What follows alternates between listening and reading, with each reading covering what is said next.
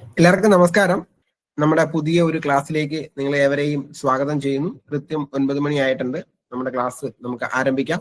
അതിനു മുൻപായിട്ട് ഒന്ന് രണ്ട് കാര്യങ്ങൾ നിങ്ങളോടൊന്ന് ഓർമ്മിപ്പിക്കുന്നു. നമ്മുടെ മൈക്ക്, ക്യാമറ ഇതൊന്നും നമുക്ക് ഓൺ ആക്കേണ്ട കാര്യമില്ല അനാവശ്യമായിട്ട്. ഇനി അഥവാ നിങ്ങൾ ഓൺ ആക്കുവാണെങ്കിൽ നിങ്ങൾക്ക് അത് ഓഫ് ആക്കുന്നത് എവിടെയാണെന്നും കൂടെ നിങ്ങളൊന്ന് നോക്കിയിട്ട് വേണം ഓൺ ആക്കാൻ. കാരണം നമുക്ക് മൈക്ക് ഓൺ ആക്കിയിരുന്നാൽ ഞാൻ നിങ്ങളെ ഇവിടുന്ന് അപ്പൊ തന്നെ റിമൂവ് ചെയ്യും. കാരണം നമുക്ക് മറ്റുള്ളവർക്ക് ബുദ്ധിമുട്ടുണ്ടാവാതിരിക്കാൻ വേണ്ടിയിട്ടാണ് അങ്ങനെ ചെയ്യുന്നത്. ക്ലാസ് നമ്മൾ റെക്കോർഡ് ചെയ്യുന്നുണ്ട്. പിന്നെ നിങ്ങൾക്ക് എന്ത് ചെയ്യാൻ പറ്റും, അങ്ങനെ എന്തെങ്കിലും തിരക്കുള്ളവരൊക്കെ മാറിയിരുന്ന് പിന്നെ പോയി കണ്ടാൽ മതി. കൃത്യമായിട്ട് ക്ലാസ് കൂടി ജയിക്കാൻ വേണ്ടി കാത്തിരിക്കുന്ന ആൾക്കാരെ നമ്മൾ ബുദ്ധിമുട്ടിക്കേണ്ട കാര്യമില്ലല്ലോ.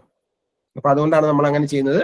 പിന്നെ നമ്മുടെ ക്ലാസ് നമ്മൾ ഇന്നലെ പറഞ്ഞിരുന്നത് പോലെ ചെറിയ കുറച്ച് രീതികളിലൊക്കെ മാറ്റം വരുത്തിയിട്ടുണ്ട്. ഒന്ന് രണ്ട് കാര്യങ്ങൾ നിങ്ങൾ ശ്രദ്ധിക്കുക. ഇത് മാതൃഭാഷ ബോധന ശാസ്ത്രമാണ് നമ്മൾ ഇന്ന് പഠിപ്പിക്കാൻ പോകുന്നത്. ടീച്ചർ നിങ്ങളെ പഠിപ്പിക്കുന്നത്. അപ്പൊ നിങ്ങളുടെ ഒരു ബുക്കുണ്ട്. നിങ്ങൾക്ക് വേണ്ട കാര്യങ്ങൾ മാത്രം ടീച്ചർ പറയുമ്പോൾ വേണം നിങ്ങൾക്കൊന്ന് നോട്ട് ചെയ്ത് പോവാം. നിങ്ങളോടൊരു വലിയ ബുക്ക് മേടിക്കാൻ പറഞ്ഞിട്ടുണ്ടായിരുന്നു. അത് അതിന് വേണ്ടിയിട്ടാണ്. അതിന് നമ്മൾ കൃത്യമായിട്ട് നിങ്ങൾക്ക് എന്താണ് ഇന്ന ഒരു കാര്യം നിങ്ങളോട് നോട്ട് ചെയ്ത് വെക്കൂ എന്ന് പറയുമ്പോൾ അതൊന്ന് നോട്ട് ചെയ്ത് പോവാം. പിന്നെ നിങ്ങൾക്ക് വേണമെങ്കിൽ സ്ക്രീൻഷോട്ട് എടുത്ത് വെക്കാം. കാരണം നമ്മൾ PDF കാര്യങ്ങളോ ഒന്നും അല്ലാതെ നിങ്ങൾക്ക് പ്രൊവൈഡ് ചെയ്യുന്നില്ലാത്തതുകൊണ്ട് നിങ്ങൾക്ക് വേണമെങ്കിൽ എന്ത് ചെയ്യാം, ജസ്റ്റ് സ്ക്രീൻഷോട്ട് എടുത്ത് വെക്കാം. പിന്നെ നിങ്ങൾക്ക് എന്തെങ്കിലും ഡൗട്ടുകൾ ഉണ്ടെങ്കിൽ അവസാനം ടീച്ചർ ഡൗട്ട് ചോദിക്കാൻ സമയം തരും. ആ സമയത്ത് നിങ്ങൾക്ക് ചോദിക്കാം. അതിനും യാതൊരുവിധ ബുദ്ധിമുട്ടും ഉണ്ടായിരിക്കില്ല. ക്ലാസ് കഴിയുമ്പോൾ നിങ്ങൾക്ക് എല്ലാവർക്കും എന്ത് ചെയ്യാം, പുറത്തേക്ക് പോവാം. പിന്നെ നമ്മൾ ഇതിൻ്റെ അകത്ത് നിൽക്കരുത്. കാരണം ഇത് റെക്കോർഡ് ചെയ്യപ്പെടുന്ന ക്ലാസ് ആയതുകൊണ്ട് നിങ്ങൾ ഇതിൻ്റെ അകത്ത് ഒരാളെങ്കിലും നിന്ന് കഴിഞ്ഞാൽ അത് പിന്നെ ആ റെക്കോർഡ് നമുക്ക് അത്രത്തോളം ദൈർഘ്യം അതിന് കൂടും. അതുകൊണ്ടാണ് അങ്ങനെ പറയുന്നത്. ഓട്ടോമാറ്റിക്കലി കട്ടാവാൻ വേണ്ടിയിട്ടാണ് അങ്ങനെ പറഞ്ഞേക്കുന്നത്. പിന്നെ എന്താണെന്ന് വെച്ച് കഴിഞ്ഞാൽ ഒരു കാര്യം കൂടി ഓർമ്മിപ്പിക്കുന്നു. നമ്മൾ ഇന്നലെ പറഞ്ഞതുപോലെ ക്വസ്റ്റ്യൻ പേപ്പർ ഇന്ന് ടീച്ചർ നമുക്ക് തയ്യാറാക്കി തന്നേക്കുന്ന ക്ലാസ് എന്ന് പറയുന്നത് ക്വസ്റ്റ്യൻ പേപ്പർ വെച്ചിട്ടുള്ള ക്ലാസ് ആണ്. അപ്പൊ നിങ്ങൾക്ക് കുറച്ചും കൂടി രസകരമായിട്ട് ഒന്ന് മനസ്സിലാക്കാൻ പറ്റും. നമുക്ക് ഇതിന്റെ അകത്തേക്ക് എന്താ പറയുക, അങ്ങ് ആഴ്ന്നിറങ്ങി പോകേണ്ട കാര്യമൊന്നും നമുക്കില്ല. ഇപ്പൊ കാറ്റഗറി 1 ആണെങ്കിലും 2 ആണെങ്കിലും 4 ആണെങ്കിലും നിങ്ങൾക്ക് ഇതിന്റെ അകത്ത് ആദ്യത്തെ ഒരു 10 മാർക്ക് എന്ന് പറയുന്നത് ഗദ്യം പദ്യമാണ്. അതിപ്പോ എല്ലാവർക്കും ഒരേപോലത്തെ ഗദ്യവും ഒരേപോലത്തെ പദ്യവും തരണമെന്നില്ല. അങ്ങനെ തരികയില്ല. കാരണം പല സമയങ്ങളിൽ നടക്കുന്ന പരീക്ഷ ആയതുകൊണ്ട്. പക്ഷെ ആദ്യത്തെ ഒരു 10 മാർക്ക് എന്ന് പറയുന്നത് എല്ലാവർക്കും ഈ ഗദ്യവും പദ്യവുമാണ്. അതുപോലെ തന്നെയാണ് തൊട്ടടുത്തടുത്ത വിഷയം ഓരോ കാര്യങ്ങളും. ഇപ്പൊ വിപരീത പദമായാലും അല്ലെങ്കിൽ എന്താണ് സമാന പദമായാലും സന്ധി ആയാലും സമാസം ആയാലും ഒക്കെ എല്ലാവർക്കും വേണ്ടതാണ്. അപ്പൊ ഒരു ക്ലാസ് മിസ്സാക്കാതെ തുടക്കം മുതൽ ഒടുക്കം വരെ നിങ്ങൾ കാണുക. നിങ്ങൾക്ക് വേണ്ടത് മാത്രമേ നമ്മൾ തരുന്നുള്ളൂ.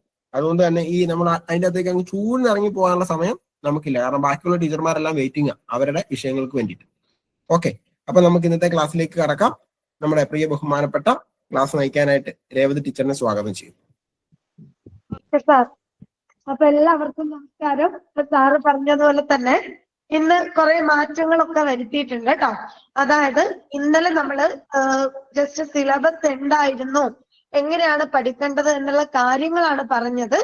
അതോടൊപ്പം തന്നെ നമുക്ക് പെഡഗോജി, അതായത് ബോധനശാസ്ത്രം എന്താണ് എന്ന് അറിയാത്ത ആളുകൾ ഉണ്ടാവും ഇതിനിടയിൽ.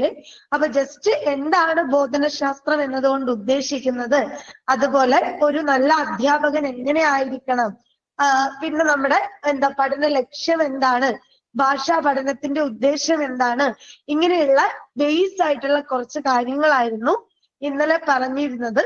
അത് പറയുന്ന സമയത്ത് നമ്മൾ കുറച്ച് ഇന്നത്തെ ഈ മാറി വരുന്ന വിദ്യാഭ്യാസ രീതിയെ കുറിച്ച് കൂടി ചർച്ച ചെയ്തു എന്ന് മാത്രം. അപ്പോ ഇന്ന് നമ്മൾ ശരിക്കും എന്താണ് ക്വസ്റ്റ്യനിലേക്ക് കുറച്ചുകൂടി തിയറി ആയിട്ട് ഇങ്ങനെ പറഞ്ഞു പോകുന്നതിനേക്കാൾ നല്ലത് ചോദ്യത്തിലൂടെ കടന്നു പോകുന്നതാണ് എന്ന് ഇന്നലത്തെ നിങ്ങളുടെ അഭിപ്രായം കേട്ടപ്പോ എനിക്ക് തോന്നി. അപ്പൊ നമുക്ക് ഓരോ ചോദ്യത്തിലൂടെ ക്ലിയർ ചെയ്ത് പോവാം.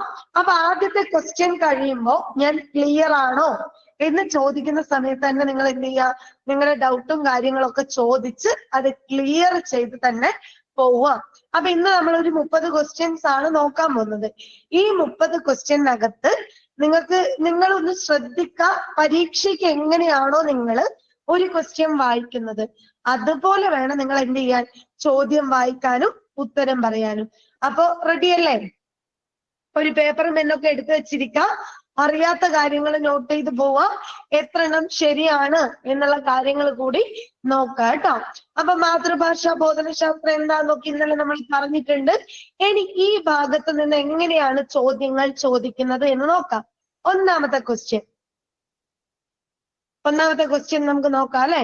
നോക്കാം. ഒന്നാമത്തെ ചോദ്യം നോക്കിയേ. തവനൂര്.